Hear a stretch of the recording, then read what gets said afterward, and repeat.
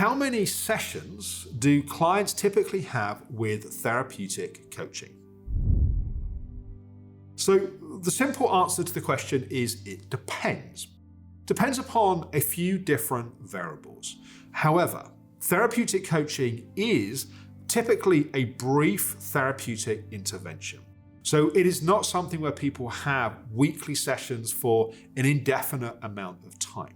It is a solution-based approach where we have a clearly defined, well-formed outcome. So when someone comes in a first session, we're finding out why they're there, what they're hoping to get from the work that we're doing. We're defining how we're going to know we've reached that point, and then we're going to work to map the issue, to figure out what's happening, why it's happening, to have a plan of some tools and strategies to teach the client. Then we're going to assess that work as we go. So we are always being intentional with what we're doing. We're not just following whatever comes up each week without a sense of destination and outcome. But if someone's coming into work on what can be, not always, but can be, a relatively simple issue, it may just be a few sessions. That may be something like a typical phobia. Someone's got a phobia of spiders or flying or something like that. We have ways of working with that, particularly influenced by things like NLP and hypnotherapy, which are some building blocks within therapeutic coaching, which in not all cases, but in many cases, can get lasting, effective change in a few sessions. Other times, someone may come in with issues like self-esteem issues. They need to work on anxiety, panic attacks, some mood or depressive issues. And maybe that's going to be 6 to 8 sessions, maybe sometimes 8 to 10 sessions, where we're going to spend some time really mapping the issue. We're going to have some specific intervention, and then we're going to see how that intervention is working, and we're going to fine-tune it as we go. Now, there are cases where we have a longer-term therapeutic relationship.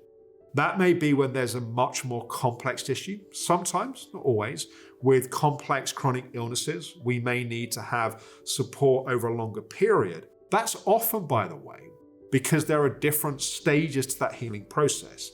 It may be that initially we're working on nervous system regulation. It may be that then we're working on pacing, boundaries, listening to the body. It may be that then we're working on some of the underlying issues of why that person got sick in the first place. And maybe they're starting to resurface as that person gets more recovered. We then may need to do some coaching work around returning to work, around putting in place boundaries in relationships. So it's not just one thing we're working with. We're working with a series of things, and that means there's more longevity to that work. But there should still be regular check-ins. Where are we? Where are we trying to get to? What progress have we made? And what may be currently in the way of us getting there?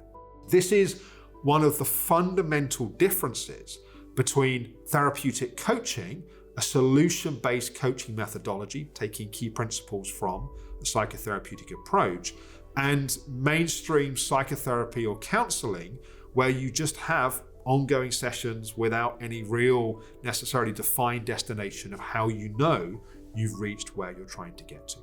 And I must say that from the perspective of the client, this is typically a much preferred way of working, because people have a sense of clearly defined exchange of what's happening.